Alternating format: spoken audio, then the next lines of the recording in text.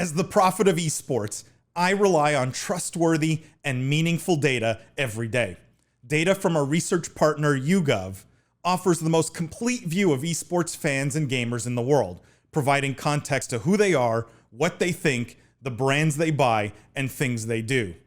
YouGov's connected insights and research services inform strategy at every level.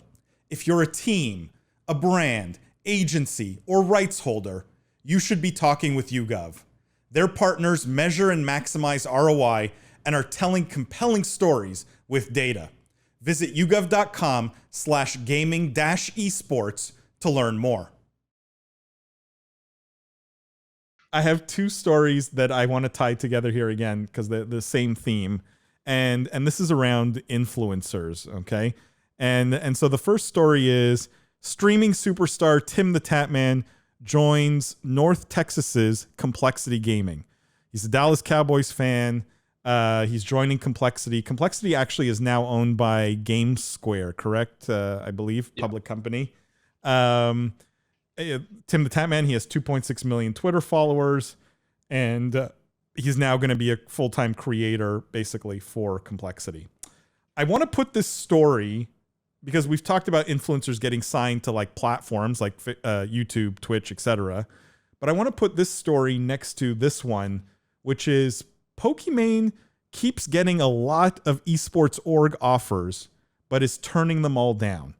And the subheadline here is Pokimane reveals she's been getting a lot of big money offers for her to leave offline TV and sign up with esports or gaming orgs, but the Twitch star keeps turning them down for one major personal reason.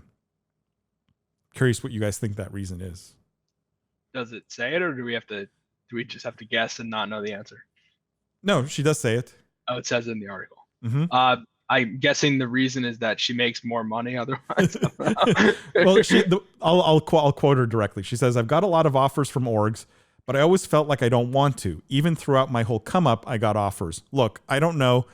I want to just be me. I don't want to be under another company. I don't want anybody telling me what to do, how to live. Do you think every creator has to be in an org? I actually think a lot of creators get lowballed by orgs, but I understand if they don't value branding much." So kind of like a shot also at other creators who are signed to orgs. But on one hand, I kind of like the dichotomy of these two stories, right? You have TimTheTatman, huge creator, arguably bigger than Pokimane, signing to Complexity, and Pokimane, on the other hand, saying, I sort of never want to be signed to an org because I don't want anyone telling me what to do. I'm curious what you guys make of these two things. Are there any trends here, conclusions to be drawn? You think one makes sense, one doesn't? Sort of open-ended here. I just have a question. I mean, I know you guys probably covered this on a couple different podcasts, but when when someone like TimTheTatman gets signed to an org, who's getting the better end of it? Like, what is the org bringing to the table when he's already so popular? Like, I don't really understand what he's getting out of it, except maybe some guaranteed money or something like that. Because I could understand why an org would want to sign him. Clearly, brings a massive audience. He can put some of that audience to some of their more up and coming kind of streamers. You get some synergy benefits. But for him, like, why sign to an org when you're already making all this money and you have this massive audience without the org? Like, what does he get out of it? I have some thoughts, but I'm curious what you guys think. I think he gets a massive upfront check, as well as access to a lot of sponsors at higher level deals or more intricate engagements than he would otherwise command on his own.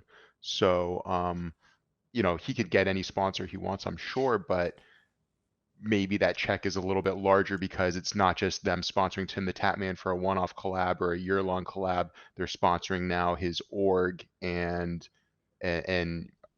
he's doing this with other people involved, right? So maybe it's not an activation as him as a solo individual, but team bound. I'm not sure. I mean, I think it also, the way I look at it is like with music, right? If you're an up and coming artist, you're probably going to get not a large advance, and you'll have to kind of take the terms as you want them, or sorry, as you're presented them.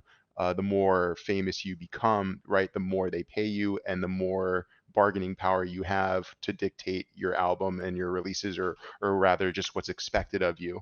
So we learned a lot when Tfue sued FaZe, right? And that contract was leaked, and at what the deals these orgs are kind of putting in front of their talent.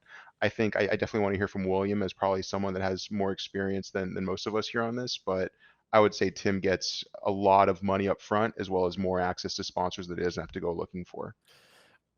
Well, we should distinguish some of the. There are contracts where like the benefit is you're smaller and the org's reach enhances you and builds your brand, right? Totally. That's not this. Let's pull it out. I think the biggest benefit, I mean, Jimmy, you nailed it. Like money is the biggest, basically. You got to check. But I think the biggest benefit is security, right? Yeah. Like Yeah. it's hard to be number one all the time. And this is an entertainment industry where stars are hot one month and then not the next, right?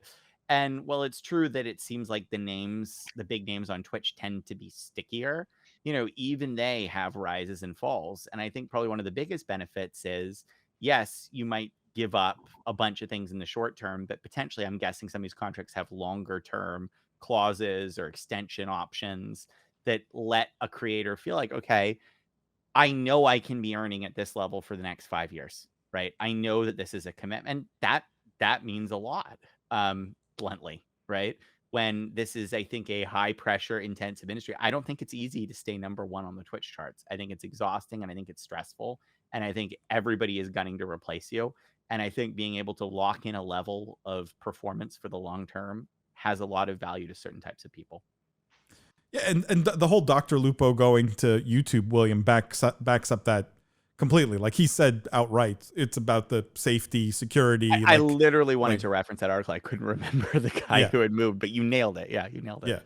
Yeah. And I think that's a big part of it. But also, I think everyone this underestimates. Is why athletes sign multi-year deals, right? Like you could make the same argument. Why does any athlete sign for more than a year with a team? If they have an amazing season, they're just, shorting their value. The answer is because maybe they get injured. And it's a similar thing here. It's just the season is a shorter period, one stream or whatever you want to think of, But signing sponsors is hard, right? Like you need a sales team, even if it's inbound, you need people to deal with it. You need, people to negotiate. You need, and when you're, and a lot of these streamers have small teams, but you're for the most part a one-man show. Signing sponsorships year after year to fund your livelihood, right? Like, because you live on the back of sponsors. If someone comes along and says, "Hey, I'm going to deal with all of this for you," like you stream and cash a check, I think that it's a huge load off their shoulders. And this is why, like, I'm curious what you guys think of the Pokimane thing, because maybe you give up a little bit of control, and you're sort of working for someone else. But I sort of don't really understand her position in the sense that her brand's not worth any more independent versus signed to an org. I don't think so, unless you guys have a different feeling. While you're thinking about that, can I just read a couple of comments here? And then we'll come back to the Pokimane thing. Jack says, Tim had to pay dollars to get an ownership position to be on team, as I understand.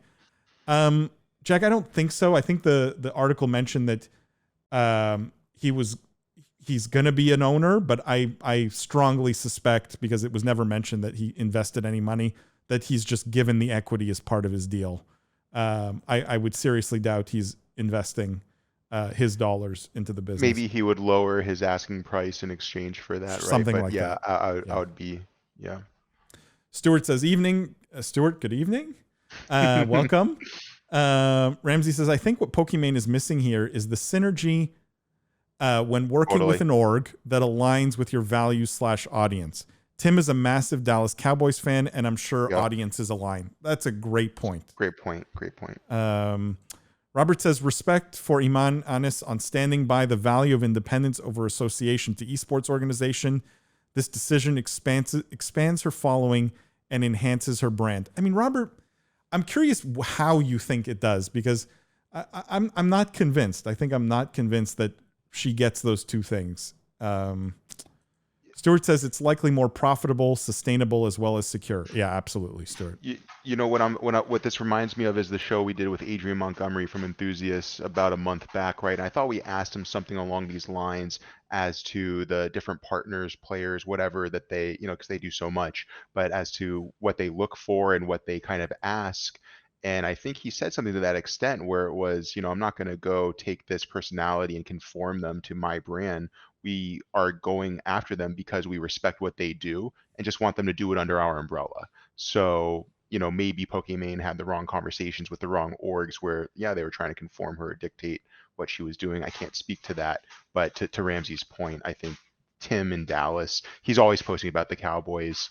If they're giving him an ownership kind of stake or whatnot, he's just going to hype them up even more. He's on fire right now, right? The YouTube move that everyone questioned is clearly going well for him.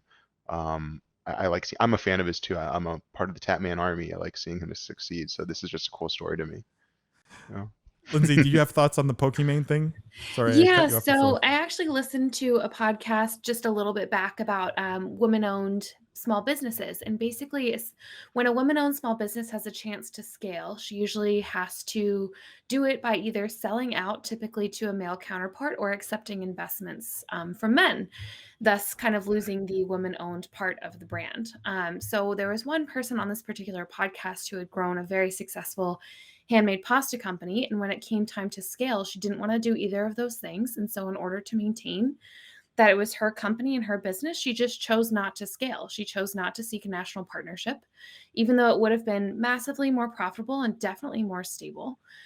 She wanted to maintain her brand. She wanted to maintain that it was woman-owned and handcrafted, and didn't choose to bring her brand up to a point where it was going to be involved with other people's investments and organization.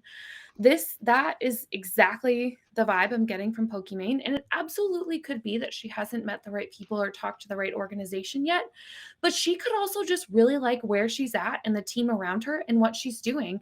And she's fine with the growth that she's seeing and the fan base that she has. And frankly, like, there's nothing wrong with staying with where you're at as long as you can sustain yourself that way.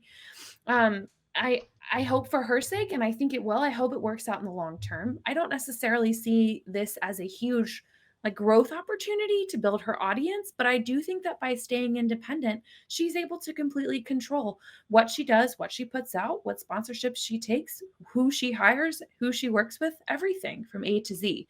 She doesn't have to be at any events. She doesn't have to answer to anybody.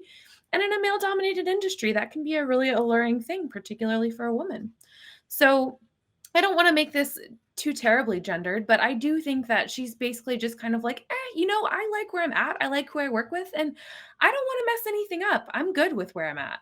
And I do think that there's a lot to respect there. I don't like that she kind of took digs at people who did sign though. Yeah. It just seemed really unnecessary. Like, you choose what you choose and we'll all support you. But like, TimTheTatman wants to sign with an org, let him sign with an org. So I really just think it's different strokes for different folks. And she's not focused on a, super high growth mentality right now.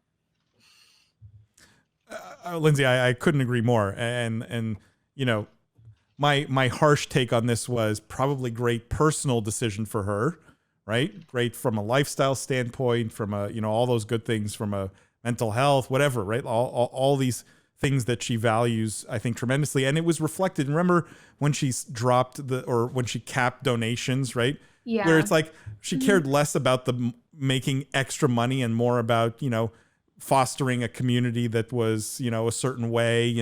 And you have to respect that. I think you could look at it harshly and say, well, flat out bad business decision, right? If this is about maximizing her brand. Well, you are the prophet, and I am the prophet, right? And so the big bad guy comes out sometimes and says, this is probably a bad business decision. If she were giving away zero profit shirts, this is true. This lens would look completely different.